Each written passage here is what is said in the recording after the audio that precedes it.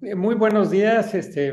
Muchas gracias, por estar atendiendo esta charla. Ante todo, mi agradecimiento, al grupo en el CICATA, en especial al doctor Felipe Caballero, con quien, he venido colaborando y, de hecho, algunos aspectos de lo que presentaré aquí tienen que ver básicamente con el trabajo que en algún momento hemos realizado en forma conjunta, aunque tal vez el ejemplo más específico sea en materiales un poco distintos.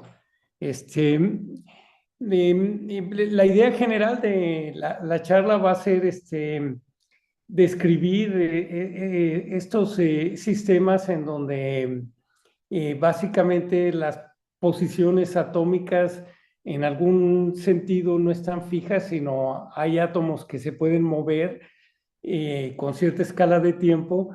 Y entonces es interesante ver qué técnicas experimentales tenemos para estudiar la estructura de estos materiales y cómo eh, la estructura dinámica es distinta a la idea de estructura estática que tenemos, ¿no? Muchos aspectos van a ser muy introductorios y a lo mejor voy a dar algunas referencias si quieren profundizar en el tema algún aspecto.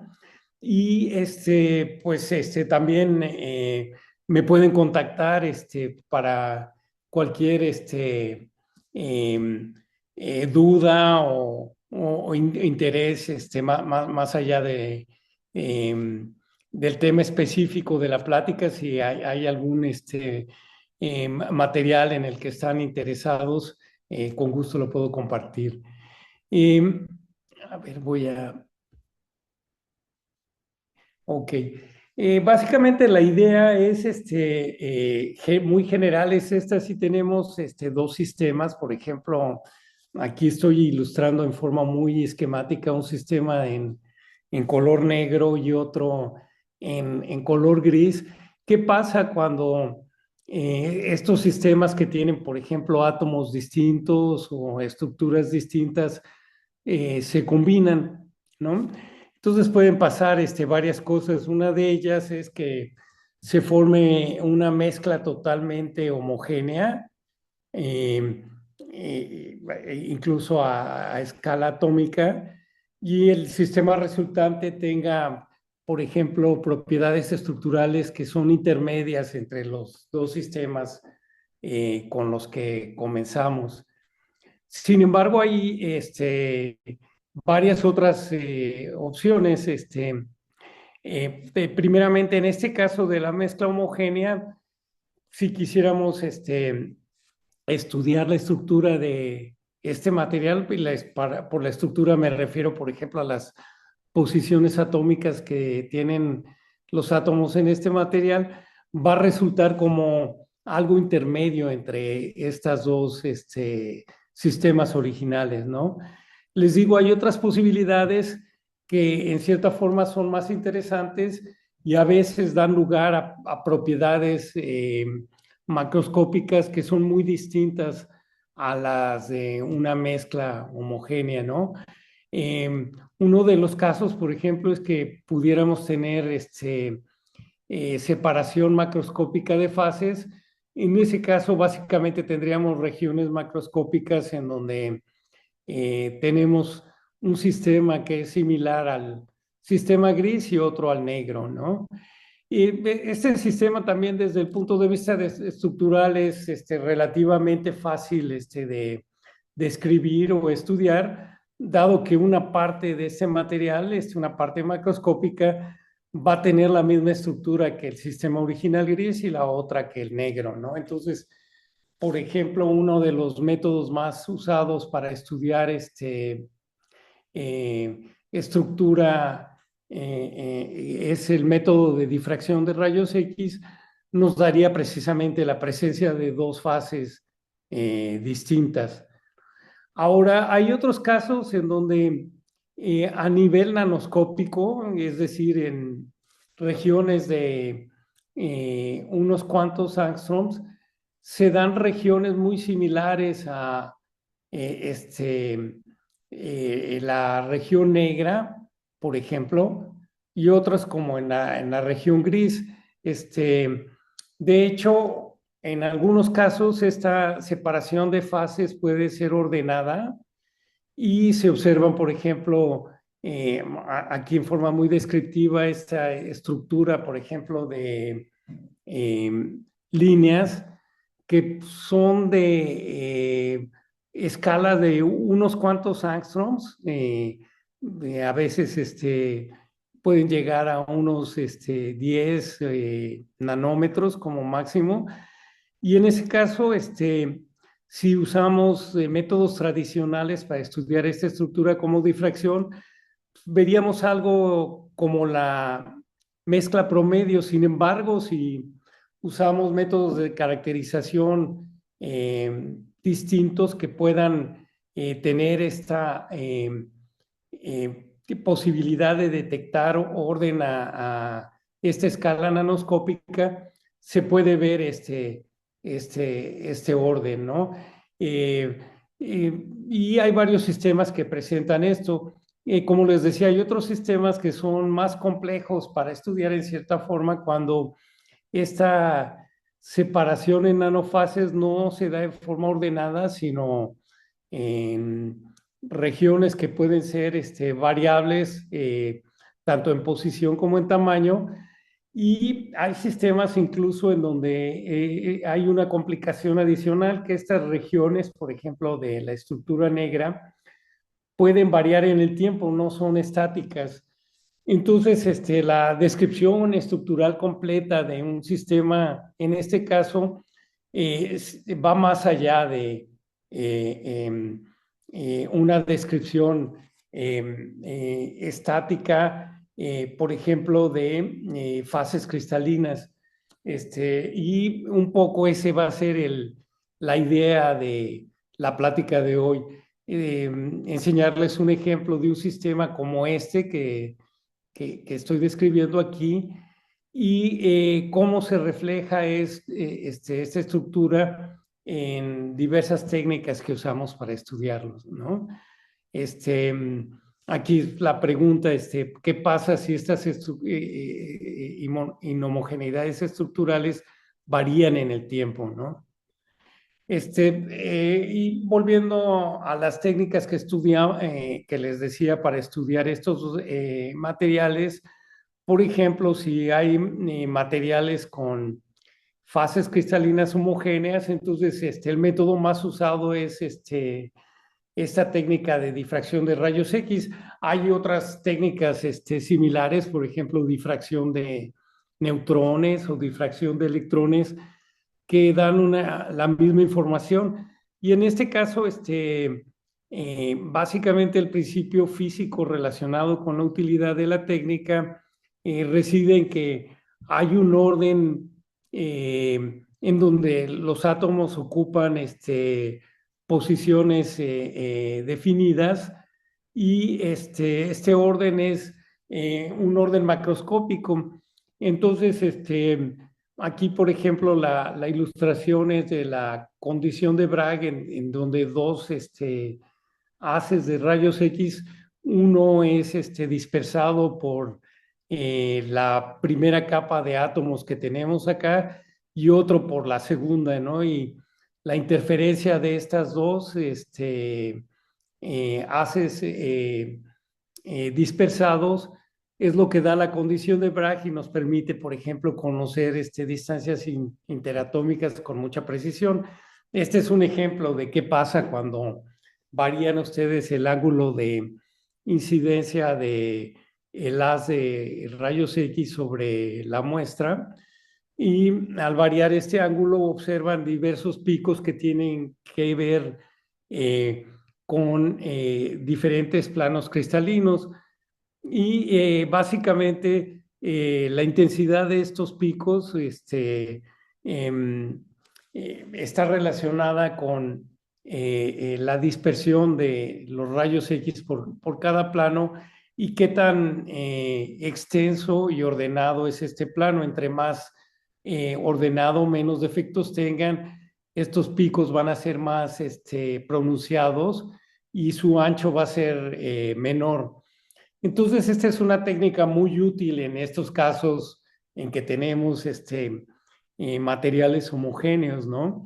Y queremos estudiar su estructura atómica. De hecho, eh, analizando este espectro que les mencionaba anteriormente, pueden ustedes, por ejemplo, encontrar cuál es la estructura que se repite en el cristal, es la celda unitaria cristalina, que sería esta celda cúbica en este caso, y encontrar con mucha precisión las distancias interatómicas. Por ejemplo, el caso específico que mostraba es eh, sulfuro de zinc. No, perdón, aquí hay un error, debe de ser zinc selenio, selenuro de zinc, y las distancias entre átomos de zinc y selenio son de 2,46 angstroms. Las distancias entre selenio y selenio son 3,83 y, por ejemplo, entre eh, eh, sulfuro, perdón, selenio y zinc en terceros vecinos es esta distancia. Entonces, esta es una información completa. Básicamente, la idea estructural del material es que ustedes estarían repitiendo al infinito esta celda unitaria y esa sería la estructura del material. Ahora, en los otros casos que les mostraba con anterioridad, si el material no es homogéneo, tendríamos básicamente que tener técnicas experimentales que nos permitan explorar primero regiones que no son macroscópicas, sino tienen estas escalas de unos cuantos angstroms y que además puedan estar variando en el tiempo, ¿no? Un ejemplo que voy a dar, que es donde vamos a enfocarnos, son estas excitaciones que se llaman excitaciones polarónicas en superconductores de alta temperatura crítica, pero voy a describirlo esto un poquito más adelante. El problema principal reside en que para hacer estos estudios se necesitan usar rayos X de muy alta intensidad que normalmente solo están disponibles en estos laboratorios llamados sincrotrones. En un sincrotrón básicamente uno tiene un haz de electrones que es acelerado a velocidades relativistas y dependiendo de estructura de imanes que se colocan a lo largo de estas trayectorias, cuando el haz de electrones es desviado por estas estructuras de imanes, genera radiación, fundamentalmente radiación de rayos X muy intensa, que es la que se usa para estos estudios. Aquí hay un ejemplo, por ejemplo, de el, eh, el canal en donde están circulando estos electrones. Este es un ejemplo de un acelerador en Japón. Y normalmente estos aceleradores tienen un radio de unos eh, 300 metros de radio, ¿no? Entonces son relativamente grandes, no son iguales a los aceleradores que se usan en partículas elementales, que son mucho más grandes, ¿no? Y lo importante es la producción de rayos X. Aquí hay una línea ya de rayos X. Este es uno de sus compañeros, Fernando, en la estación experimental, precisamente en un experimento en donde estuvimos hace algunos meses en el sincrotrón que está en la Universidad de California en Berkeley. Y precisamente este tubo es donde circulan los rayos X y en donde él tiene en la mano aquí está la muestra que se quiere analizar, ¿no? Básicamente técnica para estudiar estos sistemas desordenados es la espectroscopía de absorción de rayos X. El principio de esta espectroscopía es muy sencillo. Básicamente la idea es que ustedes tienen un haz intenso de rayos X con una energía definida y por lo tanto la longitud de los rayos X está bien definida. Ustedes tienen una muestra y parte de esta intensidad del haz incidente de rayos X es absorbido y parte es transmitido. Si ustedes miden, por ejemplo, la intensidad del haz transmitido, pueden saber cuánto se absorbe. Y en general esta transmisión decae en forma exponencial con el grosor de la muestra, ¿no? Ahora, la parte interesante es que conforme aumenta la energía de los rayos X, por ejemplo, aquí se ve en esta escala logarítmica cuando tiene 10 electronvolts, 10 kiloelectronvolts, cuando tiene 100 y así subsecuentemente, en principio la intensidad absorbida va decayendo en forma uniforme, pero a ciertas energías características de cada material, de repente hay algunos saltos, por ejemplo, estos que se ven aquí. Y estos saltos están relacionados con el siguiente proceso físico. Básicamente, en estos casos, el rayo X es absorbido por un átomo y en ese átomo se libera un electrón de uno de los niveles más cercanos, por ejemplo, al núcleo que tiene mayor energía.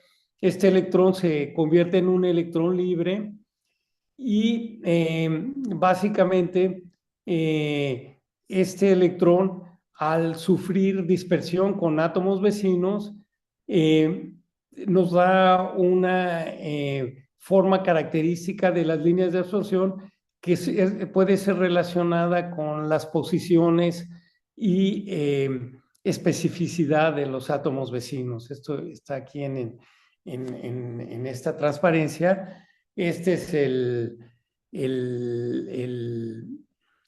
básicamente la idea fundamental.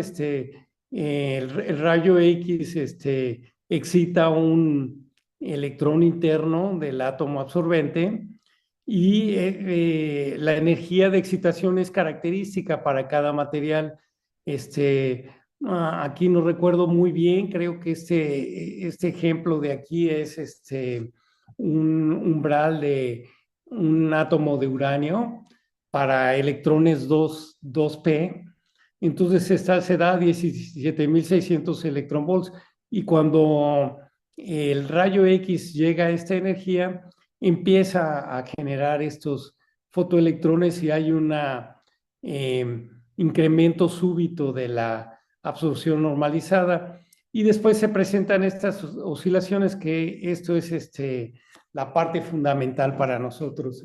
Estas oscilaciones tienen que ver precisamente con lo que les decía de que este fotoelectrón, al generarse, se dispersa o choca con los átomos cercanos, vecinos al átomo absorbente, y precisamente las ondas dispersadas de este fotoelectrón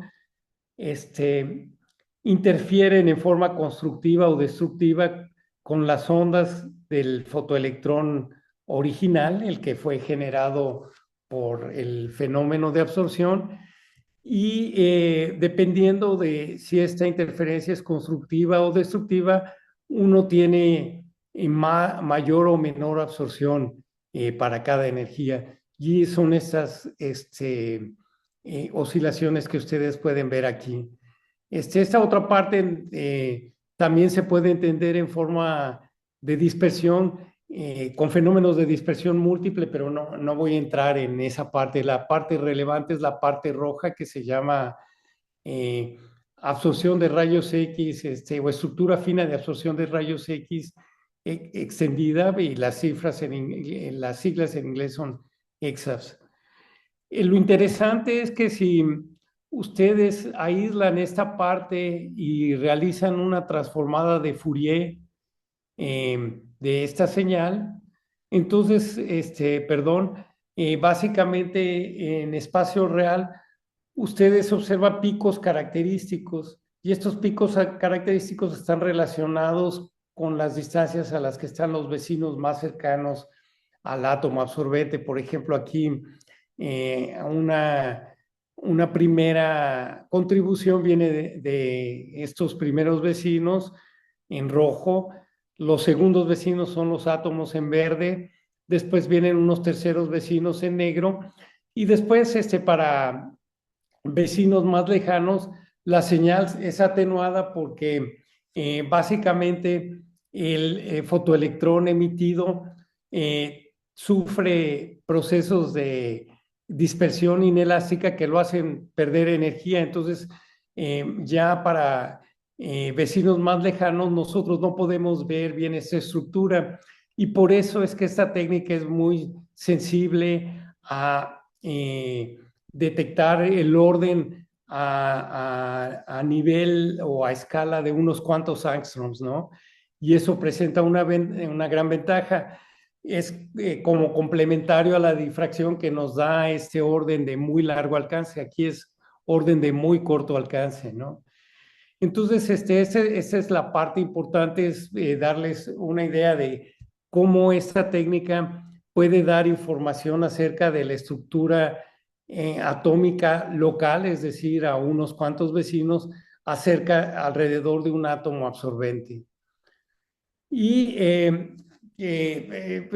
sin entrar en mucho detalle, precisamente este proceso de interferencia constructiva o destructiva de las eh, ondas de los fotoelectrones emitidos con los que son dispersados, eh, se puede expresar en términos de esta ecuación, que es básicamente una ecuación que se refiere a la interferencia que les decía yo. Y estas variables RJ son las distancias de los átomos vecinos más cercanos y esa cantidad, por ejemplo, es la amplitud de dispersión que se tiene con los vecinos más cercanos. Y esta depende de qué tipo de vecino sea, qué átomo sea, ¿no? Si, por ejemplo, este es un átomo de oxígeno, va a tener una cierta amplitud de dispersión. Si fuera un átomo de cobre, es otra amplitud de dispersión y nos permite saber a qué distancia y qué tipos de átomos tenemos como vecinos. Hay otros factores que no voy a tocar ya en este caso. Aquí tal vez los factores estructurales más importantes son el número de átomos y la distancia. Y bueno, tal vez tocar esta parte, esta función gaussiana que ven aquí, que tiene una función sigma. Esta sigma se refiere básicamente a la variabilidad que tiene la distancia del átomo rojo con respecto al átomo azul. Es decir, en sentido estricto, este átomo rojo, aunque pensamos que está en posiciones definidas, esto nunca pasa en esa forma, ¿no? Incluso cuando estamos a temperaturas de cero absoluto, eh, eh, por la descripción cuántica de los átomos, hay un principio de incertidumbre que obliga a que cualquier átomo no puede estar en reposo absoluto si no tiene un movimiento oscilatorio, por ejemplo, con respecto a esta posición de equilibrio. De hecho, esas son las vibraciones normales que vemos en cualquier sólido. Ya esas excitaciones les llamamos fonones en, en física o en ciencia de materiales, ¿no? Y precisamente este parámetro aquí tiene que ver con qué tanto se mueve este átomo con respecto a esta posición de equilibrio. Ahora, En sentido estricto, y aquí viene la parte fundamental de lo que mencionaba anteriormente de la escala de tiempo. em, Nosotros, al considerar el proceso de dispersión, lo que tendríamos que hacer es tomar esta función sin esta parte de aquí, sin considerar, por ejemplo, que el átomo está en una posición fija, entonces sería nada más esta parte oscilatoria, pero deberíamos de multiplicar esto por por decirlo así, la probabilidad de que el átomo en rojo se encuentre en una posición dada específica. Normalmente va a ser esa posición de equilibrio que les comentaba, pero si hay cierto movimiento, entonces va a variar con la distancia. Y cuánticamente esta función que puse aquí, ρ, que sería la probabilidad de encontrar ese átomo, está relacionado con el cuadrado de la función de onda. Y, por ejemplo, puede ser función de la temperatura si no estamos a temperatura cero. Entonces, básicamente, la cantidad que uno mide es esta cantidad que está aquí y, por lo tanto, esa cantidad es sensible a esta probabilidad atómica en una forma más precisa que solo la distancia promedio. Y esta probabilidad atómica sí puede depender del tiempo. Y esa es la parte fundamental por la cual una técnica como esta les da sensibilidad a básicamente distorsiones que no son estáticas, sino que se pueden mover en el tiempo. Básicamente la idea es la siguiente, esta función de probabilidad, si las posiciones fueran estáticas, se puede describir como estas funciones gaussianas que vieron en la transparencia anterior, y sería la suma, por ejemplo, si hay dos posiciones distintas, una en R1 y en R2, sería esta suma de posiciones. Entonces, en este caso, esta sería la descripción que tendríamos de un material que tiene, por ejemplo, átomos en dos posiciones distintas, pero no hay un intercambio de los átomos entre esas dos posiciones. Tal vez se puedan mover alrededor de esas posiciones, pero están, por decirlo así, atados.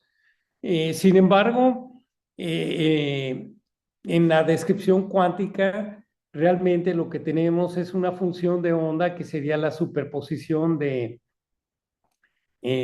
funciones gaussianas de este tipo, pero cuando calculan la probabilidad en forma natural, por la descripción cuántica, hay un fenómeno de interferencia entre estas dos.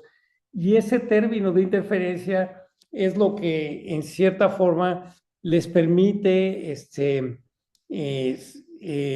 entender la naturaleza de esa distorsión dinámica, ¿no? Es decir, la posibilidad de que un átomo que esté, por ejemplo, en la posición R1 se cambie a la posición R2 o viceversa.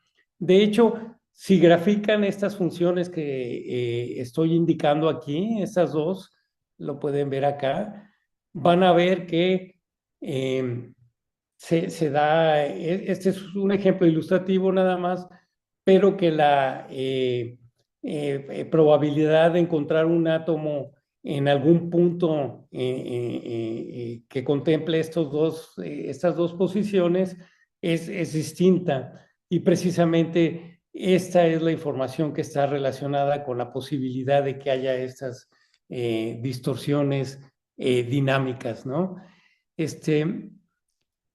Vamos a lo siguiente. Este ya es un ejemplo específico en un material en donde realmente este fue el origen de cuando empezamos nosotros a tratar de entender estas distorsiones dinámicas. Este es un material superconductor, itrio, bario, cobre, oxígeno, y por decirlo así, la estructura promedio macroscópica es una repetición de esta celda, que es un poco complicada, pero la repetición de esta celda les daría toda la estructura promedio. Sin embargo, cuando se hacían experimentos de rayos X, básicamente para este tipo de subestructura dentro de la estructura del material, se encontraba que ese átomo de cobre estaba ligado a dos átomos de oxígeno, pero no estaban a la misma distancia de equilibrio, sino aparecían con dos distancias distintas, que son estas que les pongo aquí, 1.82 angstroms y 1.93 angstroms. El espectro de absorción de rayos X para absorción de átomos de cobre indicaba precisamente esto. Y la interpretación era precisamente que básicamente estos átomos de oxígeno con respecto a este átomo de cobre se estaban moviendo en un potencial que tenía dos mínimos, no un solo mínimo, como se indica aquí. Y en cierta forma había una posibilidad de tunelamiento, de que este átomo de oxígeno cambiara de la posición de 1.93 a 1.82. En cierta forma, aquí hay dos átomos de oxígeno, entonces era un movimiento correlacionado. Cuando el átomo de oxígeno de arriba estaba en 1.82, el de abajo iba a estar en 1.93 y al revés, cuando el de arriba estaba en 1.93, el de abajo iba a estar en 1.82. Entonces, esto les daba cierta idea de la naturaleza dinámica de este defecto, que no era estático.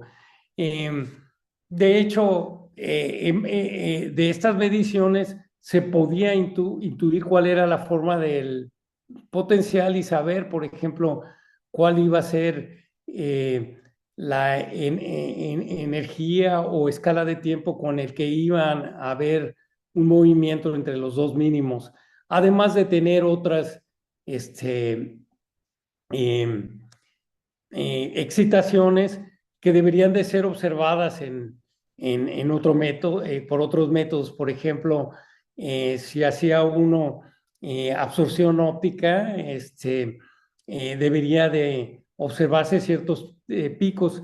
Y aquí había algunas cosas interesantes en ese tiempo.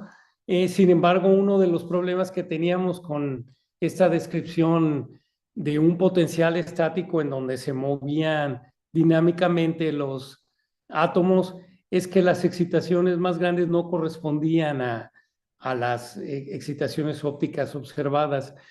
Y de hecho eso nos llevó precisamente a entender ese concepto de, que se llama polarón, en donde realmente la idea es que normalmente en física de estado sólido consideramos nosotros que los electrones se mueven mucho más rápido que los iones o los átomos que están en posiciones fijas porque son mucho menos masivos, son 2000 veces menos masivos que un electrón, que un núcleo de hidrógeno, por ejemplo, y si tenemos núcleos más pesados, pues en principio deberían de ser todavía más rápidos.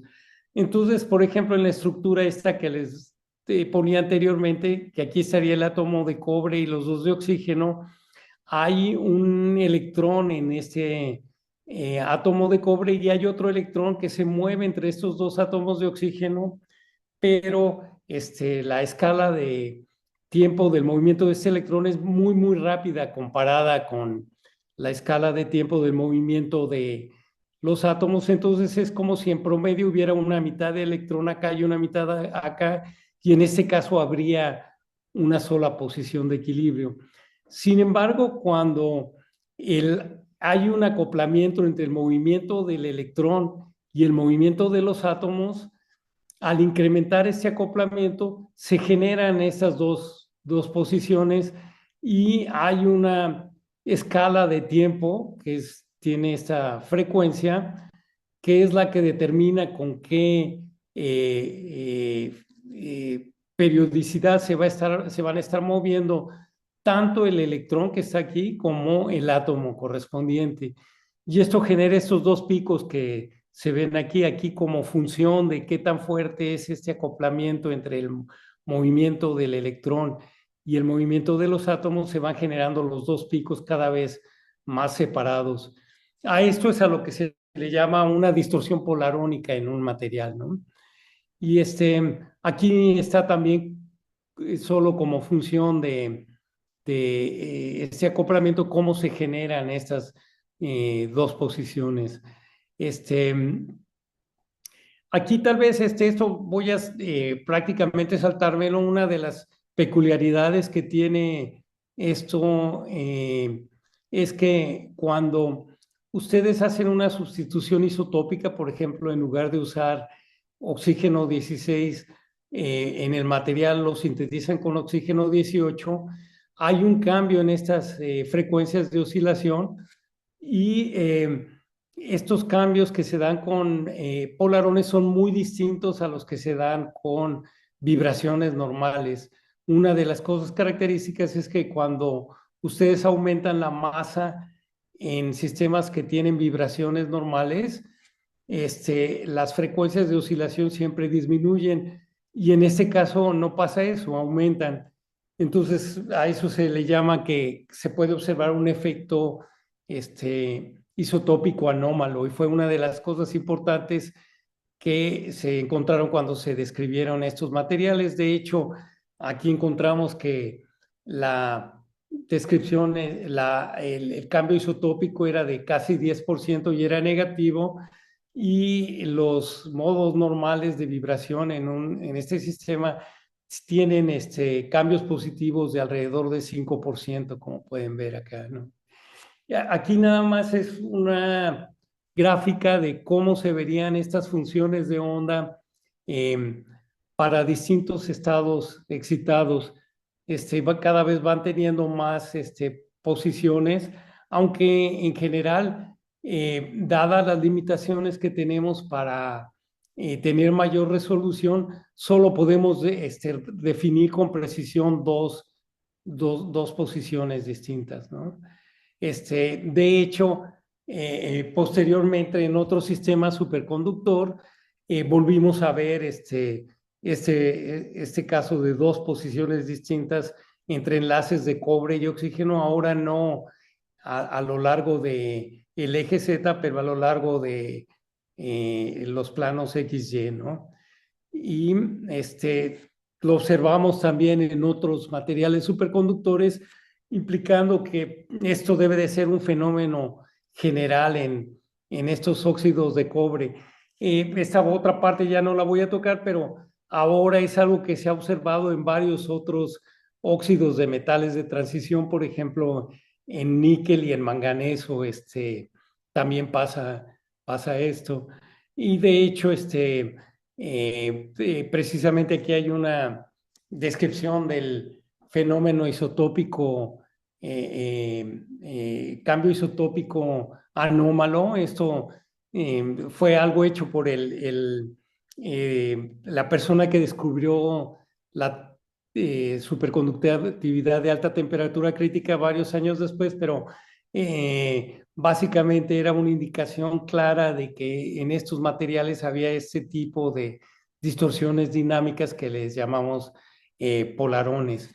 Esto me lo voy a saltar, pero una de las cosas importantes es que esta descripción en términos de estas distorsiones sí era consistente con las observaciones de espectroscopía óptica que había en ese momento, y en estas mismas observaciones se podía observar este efecto isotópico negativo. Eh, Ahora creo que esta parte es importante, no voy a poder entrar en detalle, pero básicamente hay técnicas como la difracción de rayos X, lo que les acabo de mostrar que es EXAFS, pero también la dispersión inelástica de neutrones, que pueden ser sensibles hasta cierto punto a estas estructuras dinámicas. La conclusión aquí es que las técnicas de difracción de rayos X independientemente de que normalmente en difracción de rayos X nada más se analiza los picos principales y la anchura de estos picos, si se incluyera todo el espectro, como esta es una técnica en donde el rayo X sufre una dispersión elástica, básicamente no hay una evidencia clara de estas dos posiciones. Básicamente es necesario tener una técnica inelástica, es decir, que la partícula que se colisiona con los átomos cambie su energía final y podamos detectar esto para que se pueda hacer eso. Eso pasa en el caso de EXAFs, los fotoelectrones generados al chocar con los átomos vecinos pueden cambiar su energía y les da cierta evidencia de esto. Y en los experimentos de dispersión inelástica de neutrones, en donde ustedes pueden escoger cuánta pérdida van a tener los neutrones que detectan, lo puede detectar más claramente, ¿no? Esta era una predicción teórica que hicimos hace muchos años y una de las cosas más interesantes es que precisamente un grupo que realizaba dispersión elástica y dispersión inelástica de neutrones, hizo este experimento y pudo ver que para ciertos pares de cobre-oxígeno había una señal muy clara cuando la dispersión era inelástica comparada de cuando era elástica, que es lo que se ilustra aquí. Este, ahora nada más para terminar quisiera decirles cuáles son estas escalas de tiempo que pueden detectar con diferentes técnicas cuando estudian estos materiales. La espectroscopía de rayos X, que es lo que usamos, básicamente depende de qué tan rápido se propaga este fotoelectrón y choca contra electrones, perdón, contra este, átomos vecinos.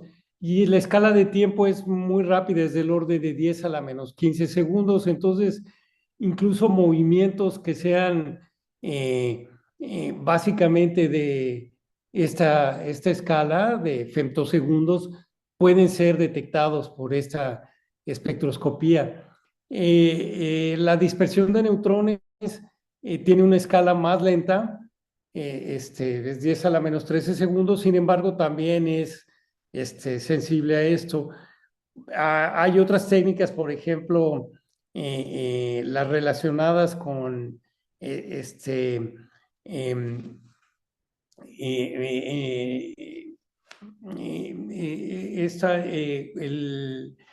eh, básicamente la resonancia nuclear, en este caso cuadrupolar o la espectroscopía Maus-Bauer, son un poco más lentas todavía. Hay esta técnica que es como resonancia, pero de partículas muónicas, y aquí sí es mucho más lenta, son procesos del orden de 10 a la menos 6 segundos.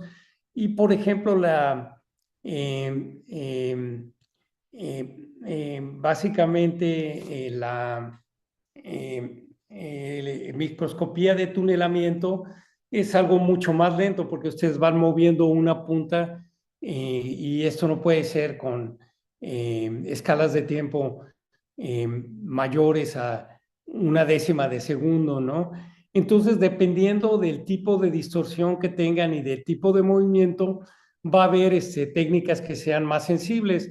De hecho, en los superconductores de alta temperatura críticas se observaron posteriormente que sí hay eh, distorsiones que son mucho más lentas y, por ejemplo, la espectroscopía de tunelamiento de electrones pudo detectar precisamente esto en donde estas inhomogeneidades, como les decía antes, son en este caso, de 2 nanómetros de escala de 20 angstroms y son muy difíciles de ver si la técnica no tiene una escala de medición más larga, pero aquí son suficientemente estáticas para poder ser observados en ese caso, ¿no? En el caso en que les presenté antes, esa es una de las cosas que tiene que ser em, básicamente una técnica de una escala de tiempo mucho más rápida para poder detectar estas distorsiones que son eh, del orden más bien de picosegundos perdón, de nanosegundos a femtosegundos, ¿no? Este, aquí solo para concluir también hay nuevas técnicas que se están desarrollando que les permiten ver esto. Por ejemplo, una técnica asociada a la absorción de rayos X es esto que se llama Resonant Inelastic X-ray Scattering, que es básicamente la dispersión inelástica de los rayos X, pero eh, medida en forma resonante. Resonante quiere decir con energías similares a la energía que, con la que se absorbe, ¿no? Y este es un caso de un espectro precisamente que se midió hace poco en óxido de níquel en esta línea del sincrotrón de Berkeley que les mostré originalmente. Eh, Básicamente, para concluir aquí, quisiera remarcar lo siguiente, ¿no? Que las distorsiones dinámicas locales pueden ser estudiadas en forma adecuada por la absorción de rayos X. Es importante hacer estas comparaciones sistemáticas porque a veces si estudiamos un material con una técnica y después usamos una técnica distinta, pueden aparecer resultados que parecen contradictorios y tienen que ver más bien con la escala de longitud o escala de tiempo que están explorando cada una de estas técnicas. Finalmente, una cosa que quisiera nada más mencionar es que hay aparatos que están empezando a usarse de nueva generación en donde realmente, por ejemplo, ese movimiento atómico se puede seguir en tiempo real. Es decir, aquí en cierta forma con estas técnicas que les mostré, las imágenes son imágenes estáticas. Pueden mostrarles que un átomo estaba en una posición o en otra, pero es como si tomaran una fotografía. Con estas técnicas nuevas, por ejemplo, usando láseres de electrones libres, y es un nuevo tipo de diseño que en lugar de sincrotrón son aceleradores lineales de electrones, pueden hacer incidir electrones en la escala de tiempo que les estaba diciendo, es decir, pulsos cada 10 a la menos 15 o 10 a la menos 18 segundos, y entonces cada pulso va siguiendo la posición de un átomo en tiempo real. Entonces, en cierta forma, esas técnicas sí les dan una posibilidad de estudiar estas distorsiones dinámicas, viéndolas cómo se desarrollan. Es como si, como en lugar de tomar una fotografía estática, pudieran tomar una película del proceso, ¿no? Y seguramente en los próximos años eso va a ser muy importante para el estudio de materiales. Con eso termino. Muchas gracias por su atención.